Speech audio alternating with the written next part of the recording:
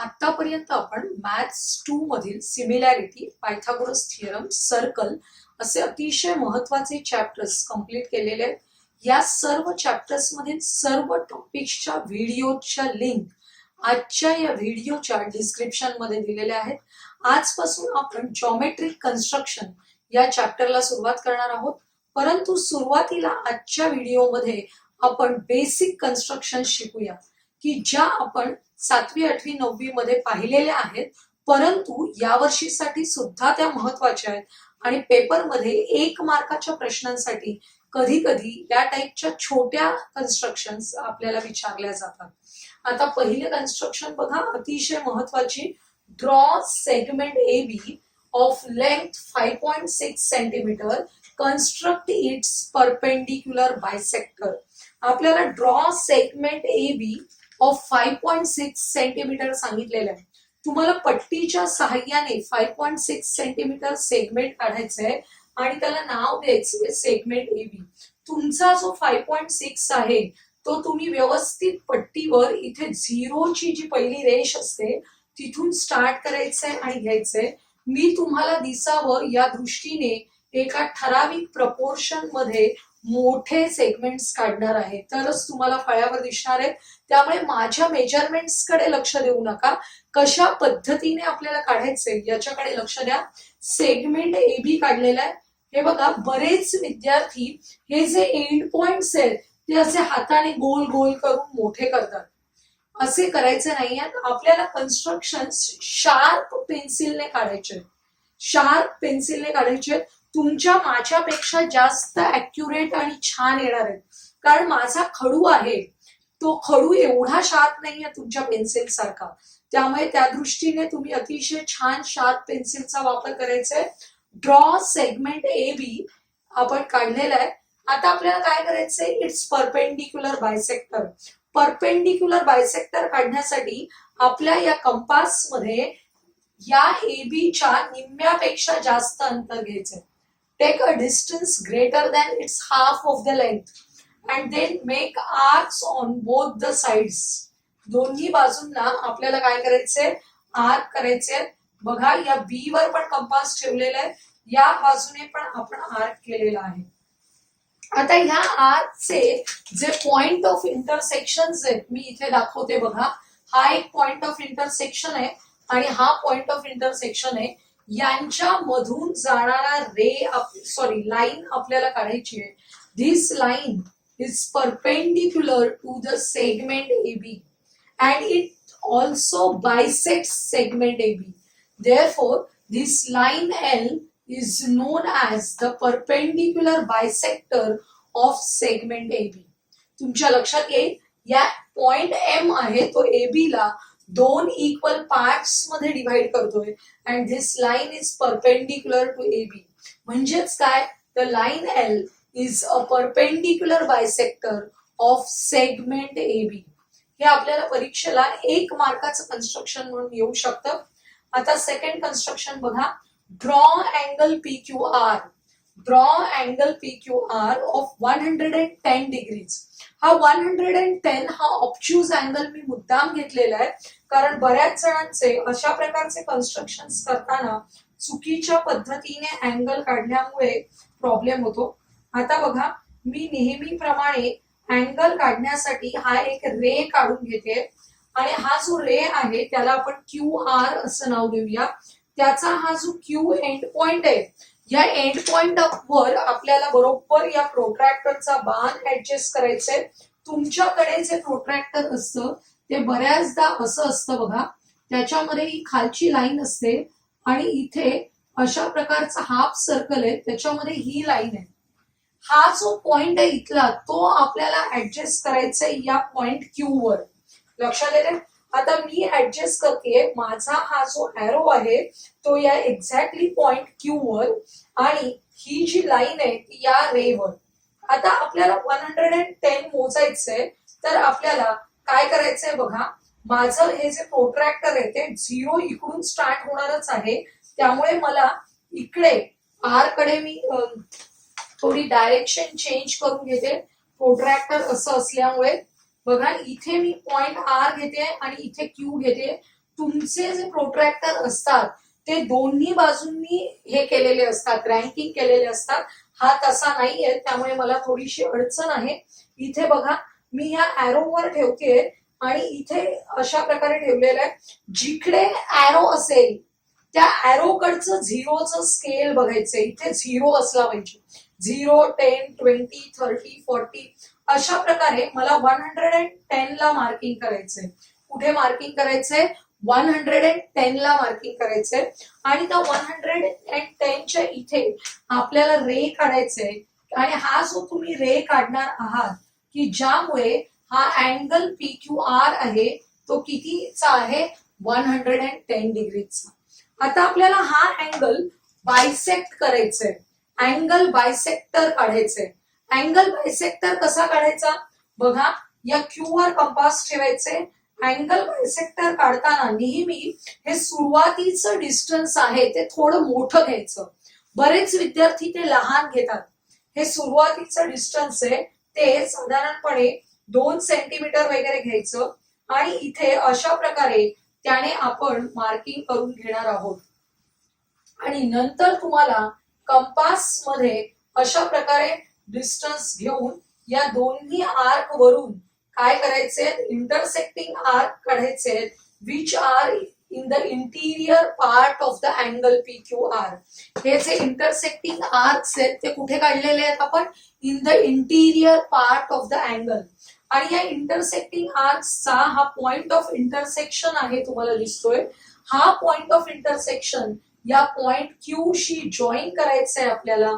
आणि त्यामुळे आपल्याला या अशा प्रकारचा जो मिळेल तो होणार आहे बायसेक्टर. माझा थोडस लक्षात घ्या. अशा प्रकारे हा बायसेक्टर येणार आहे आणि या बायसेक्टरला आपल्याला नाव द्यायचंय समजा QS. तर हा QS हा बायसेक्टर आपण काढलेला आहे. It bisects the angle in 2 equal parts. Bisect म्हणजेच 2 इक्वल पार्ट्स मध्ये तो डिव्हाइड करतोय.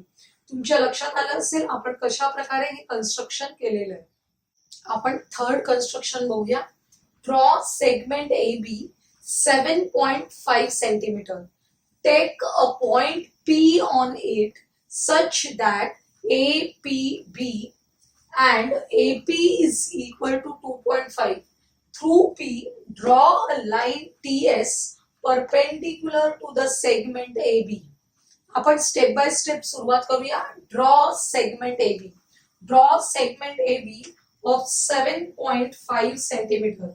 मी 7.5 सेंटीमीटरचा सेगमेंट AB काढतीये. तुम्हाला दिसण्यासाठी मी त्याच्या प्रमाणात स्केल घेते. बघा हा आहे सेगमेंट AB काढलेला, ज्याचे हे एंड पॉइंट्स आहेत A अँड B. ते आपल्याला डार्क करायचे नाही आहेत गिरवून गिरवून. आता AB 7.5 आहे. Take a point P on it. P आपल्याला घ्यायचंय कसा? Distance AP is equal to 2.5. मी आता डिस्टन्स AP घेतेय 2.5 आणि मग आपण त्या पॉइंट P घेतल्यानंतर काय करायचंय? Through P draw a line TS perpendicular to AB. अगोदर आपण पॉइंट P घेऊया which is at a distance of 2.5 from point A. हा आपला पॉइंट P आहे आणि हे जे डिस्टन्स आहे ते किती आहे? 2.5 centimetre. We have to draw a perpendicular to the segment AB through point P. काय पद्धत आहे परपेंडिक्युलर काढायची? या कंपास मध्ये ठराविक डिस्टन्स घ्यायचंय. बघा या P वर मी कंपास ठेवणार आहे आणि इथे या A च्या अलीकडेच आर्क येईल अशा पद्धतीने डिस्टन्स घेऊया. P वर कंपास ठेवलेला आहे. या बाजूला एक आर्क केलाय, या बाजूला एक आर्क केलाय बघा. आणि हे दोन्ही आर्क आहेत त्यावर कंपास ठेवून त्यापेक्षा थोडं जास्त अंतर कंपास मध्ये घ्यायचंय. आणि हे जे आर्क्स आपल्याला मिळालेले आहेत त्याच्यावर कंपास ठेवून या लाईनच्या एकाच बाजूला आपल्याला असे 2 इंटरसेक्टिंग आर्क काढायचे. एकाच बाजूला का काढायचं? कारण ऑलरेडी आपल्याकडे एक पॉइंट आहे, तुम्हाला दिसतोय. हा जो पॉइंट P आहे तो ऑलरेडी आहे आपल्याकडे. त्यामुळे आपण काय करू शकतो? या पॉइंटचं इंटरसेक्शन आणि हा पॉइंट P यांच्यामधून जाणारा जो आपण रे काढणार आहोत तो काय असणार आहे? Perpendicular to the line A B. त्यामुळे आपण आता या दोन पॉइंट्सना जॉईन करूया, पॉइंट पी ला आणि याला. तुमच्या लक्षात येईल की अशा पद्धतीने आपल्याला परपेंडिक्युलर मिळणार आहे to line segment A B ला परपेंडिक्युलर. याचं नाव सांगितलंय पुढे गेलं through P. Draw a line T S म्हटलंय. लाईन म्हटलेलं आहे तर आपण ही जी लाईन आहे ती ड्रॉ करूया इथे खालपर्यंत. टी एस नाव द्यायचंय आपल्याला. लाईन टी एस असं नाव द्यायचंय which is perpendicular through the point P. परपेंडिक्युलरचं साइन करायचं असं लक्षात ठेवा नेहमी. कन्स्ट्रक्शन्स मध्ये या अशा प्रकारचे जे साइन्स आहेत ते फार महत्वाचे आहेत. Next construction. Draw a line L.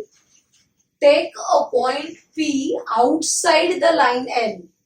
Through P draw a line M perpendicular to L. अतिशय सोपं कन्स्ट्रक्शन आहे. बघा आपल्याला काय सांगितलंय. Draw a line L. Line L draw करायची आपल्याला. आपण लाईन एल ड्रॉ करूया.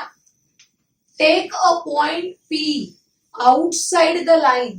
इथे मी पॉइंट पी घेतलेला आहे which is outside the line. Draw a perpendicular line through the point P. आपल्याला पॉइंट पी मधून परपेंडिक्युलर लाईन काढायची आहे. दोन प्रकारे काढता येते. बघा तुमच्याकडे सेट स्क्वेअर आहे त्याची खालची ही बाजू या लाईन वर ठेवली आपण अशा पद्धतीने आणि बरोबर ही दुसरी कडा इथे ठेवली की आपण इथे जो काढतो तो काय होतो परपेंडिक्युलर. पण जर का तुम्हाला कंपासच्या मदतीने काढायचा असेल तर कसा काढायचा ते बघूया. बघा कंपास मध्ये या पॉइंट पी पासून या लाईन पर्यंतचं जे डिस्टन्स आहे त्याच्यापेक्षा जास्त डिस्टन्स घ्यायचं. लक्षात आलंय. आणि त्या डिस्टन्सने या बाजूला एक आणि या बाजूला एक असा आर्क करायचंय. काही विद्यार्थी डायरेक्ट असा कंटिन्युअस आर्क सुद्धा करतात. तसा केला तरी चालणार आहे. आता बघा हा जो आर्क केलेला आहे त्याचे हे जे पॉइंट ऑफ इंटरसेक्शन आहे या लाईनशी असलेले या पॉइंट ऑफ इंटरसेक्शन वर आपल्याला कंपास ठेवायचंय आणि या लाईनच्या खालच्या बाजूला इंटरसेक्टिंग आर्क्स काढायचे. बघा हा एक आर्क झाला आणि इथे या पॉइंट ऑफ इंटरसेक्शन वर ठेवून अशा प्रकारे दुसरा इंटरसेक्टिंग आर्क काढायचा आहे. हा जो पॉइंट आपल्याला मिळालेला आहे हा पॉइंट या पॉइंट मधून आणि या पॉइंट पी मधून जाणारी लाईन ड्रॉ करायची आपल्याला. This line is perpendicular to the line L.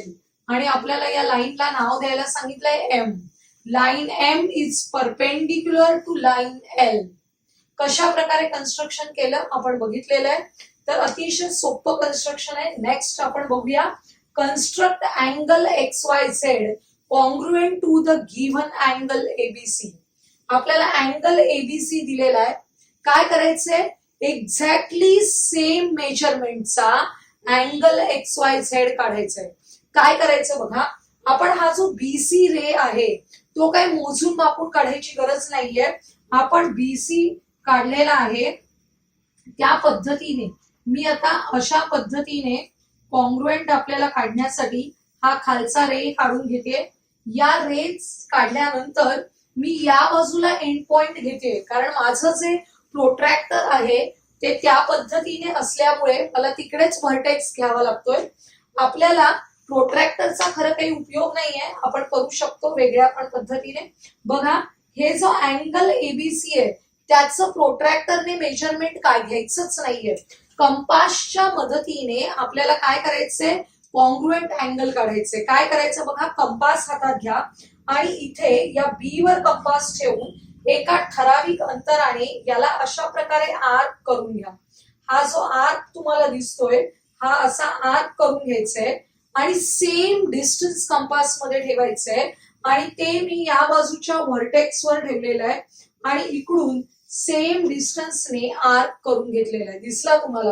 या बी व्हर्टेक्स वर ज्या पद्धतीने ठेवलेलं तेवढंच डिस्टन्स घेऊन मी या इथल्या व्हर्टेक्स वर ठेवून हा आर्क केलेला आहे. आता काय करायचं हे जे डिस्टन्स आहे या पॉइंट पासून हा ए मी थोडा वरती लिहिते म्हणजे तुमचं कन्फ्युजन नाही होणार. हा ट्रायंगल एबीसी चा ए आहे आणि हा जो पॉइंट ऑफ इंटरसेक्शन आहे हा आर्कचा, या दोघांमधलं जे डिस्टन्स आहे बघा, हे पिंक केलेले मी पॉइंट आहे, या दोघांमधलं डिस्टन्स मी कंपास मध्ये घेतलेलं आहे आणि आता हा जो एक पॉइंट आहे माझ्याकडे त्याच्यावर ठेवून इथे मी आर्क करते. काय होणार आहे बघा, या आर्कमुळे हा जो मला पॉइंट ऑफ इंटरसेक्शन मिळाला या दोन आर्क्सचा, त्याच्यामधून जाणारा रे मला काढायचंय आणि आपोआपच काय होणार आहे, जेव्हा तुम्ही यातून जाणारा रे काढता तेव्हा आपल्याला हा अँगल जेवढा मेजरमेंटचा आहे तेवढ्याच मेजरमेंटचा अँगल इकडे मिळतो.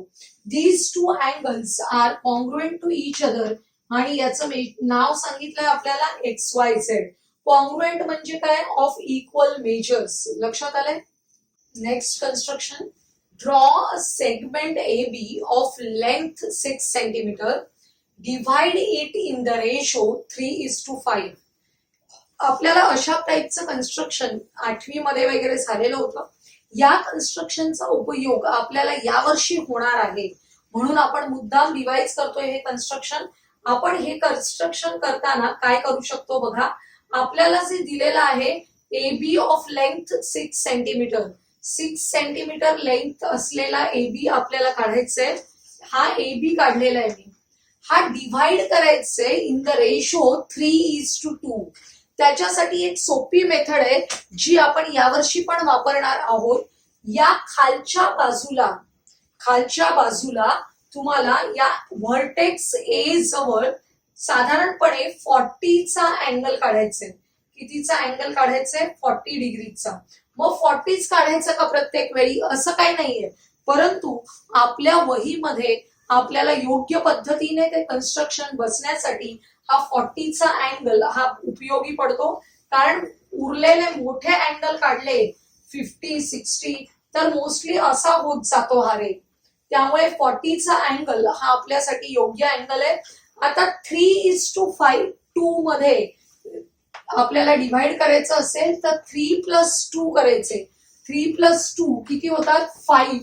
मग आता आपण कंपास मध्ये एक ठराविक डिस्टन्स घ्यायचंय आणि त्या ठराविक डिस्टन्सने या पॉइंट ए पासून या रे वर किती मार्किंग्स करायचे, 5 मार्किंग्स करायचे, हॅव्हिंग इक्वल डिस्टन्स. बघा, कंपास मध्ये एक ठराविक डिस्टन्स घेतलेला आहे. पहिला मार्क केलेला आहे मी. त्यानंतर आपल्याला इथे दुसरा मार्क करायचा त्याच डिस्टन्सने. आता इथे तिसरा. बघा, कंपास मधलं डिस्टन्स आपल्याला चेंज करायचं नाहीये, ही गोष्ट तुम्ही लक्षात घ्या. तुमचं कंपास जर थोडस लूज असेल तर त्याला टाईट करून घ्यायचंय. आपण टोटल किती आर्क्स केलेले आहेत बघा, 5 आर्क्स केलेले आहेत, की ज्यामुळे हा जो रे आहे त्याच्यामध्ये आपण 5 पार्ट्स करून घेतलेत इक्वल. आणि हे इक्वल पार्ट्स केल्यानंतर काय करायचं, हा जो शेवटचा पार्ट आहे तो आपल्या या सेगमेंटचा जो एंड पॉइंट आहे बी, त्या एंड पॉइंटला जॉईन करायचंय. हा जो शेवटचा पार्ट आहे तो या सेगमेंटच्या एंड पॉइंटला जॉईन करायचंय. हा जर ए असेल तर मी इथे A1, A2, A3, A4, A5 अशा प्रकारे नावं देऊ शकते. A5 ला जॉईन करायचंय बी या एंड पॉइंटला. आता बघा, इथे जो अँगल झालेला आहे सेम अँगल घेऊन आपण जर इथे A3 जवळ पॅरलल लाईन काढली तर तुमच्या लक्षात येते की काय होणार आहे, हा जो सेगमेंट आहे आपला A to A5 हा डिव्हाइड होणार आहे इन 3:5 रेशो. आणि आपली प्रॉपर्टी जी आहे पॅरलल लाईन्स अँड ट्रान्सव्हर्सलची, त्याच्याच आधारे हा सेगमेंट सुद्धा 3:2 रेशो मध्ये डिव्हाइड होणार आहे. आपण जेवढा अँगल इथे झालेला आहे तोच अँगल या A3 जवळ करणार आहोत आणि पॅरलल लाईन ड्रॉ करणार आहोत. तुम्ही म्हणाल की पॅरलल लाईन ड्रॉ करायला कंपासच वापरायचं का, असं काही नाहीये, तुम्ही पट्टीने पण करू शकता, परंतु तेवढं चांगलं ऍडजस्टमेंट तुम्हाला असायला पाहिजे. त्यामुळे प्रॉपर मेथड शिकून घ्या. काय करायचंय बघा, मगाशी आपण 5th एक्झाम्पल मध्ये कॉन्ग्रुएंट अँगल काढण्याची प्रोसिजर बघितली, तीच आता आपण इथे रिपीट करतोय. हा जो अँगल तयार झालेला आहे, सेम अँगल आपल्याला इथे A3 या व्हर्टेक्स वर करायचं आहे. बघा, कंपास मध्ये मी एक ठराविक डिस्टन्स घेतलेला आहे. समजा हे एवढं डिस्टन्स घेतलेलं आहे. तर आता मी काय करणार आहे, A5 वर कंपास ठेवलेला आहे आणि A5 वर कंपास ठेवून अशा प्रकारे आर्क करून घेतलेला आहे. आणि हे जे डिस्टन्स आहे ते कॉन्स्टंट आहे कंपास मध्ये, आणि मी आता A3 वर ते ठेवलेलं आहे आणि त्याच डिस्टन्सने मी इथे आर्क करते. A3 वरच का ठेवलं, कारण मला डिव्हाइड कसं करायचंय, 3:2. First part, second part, third part, इथे 3 पार्ट कंप्लीट होणार आहेत या रेचे, त्यामुळे तिथे ठेवून करायचंय. आता हे जे कंपास आहे त्याच्यामध्ये या पॉइंट पासून इथपर्यंतचं डिस्टन्स कंपास मध्ये घ्यायचंय. दिसतंय तुम्हाला, या आर्क वरचं हे जे डिस्टन्स आहे ते आपल्याला कंपास मध्ये घ्यायचंय आणि मग इथे कंपास ठेवून सेम डिस्टन्सने आपल्याला इकडे आर्क करायचंय.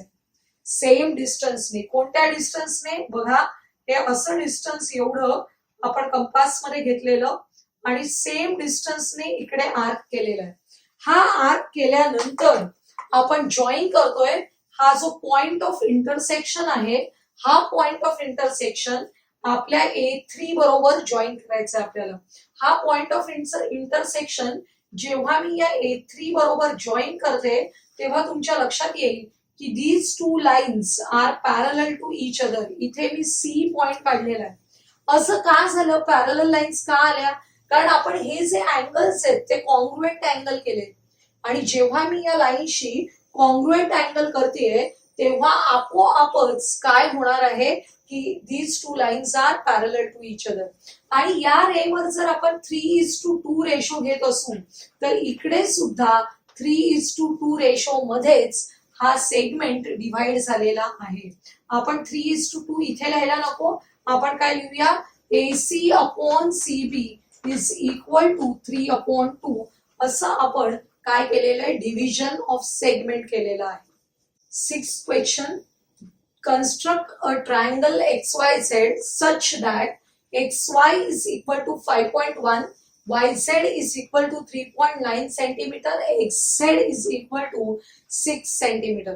बघा, आपल्याला जेव्हा ट्रायंगल कन्स्ट्रक्ट करण्यासाठी 3 साइड्स दिलेल्या असतात तेव्हा आपल्याला सोपं आपण एक करायचं की यातली जी सगळ्यात मोठी साइड असते ती आपण बेस म्हणून घेऊ शकतो. आपण रफ फिगर काढूया अगोदर.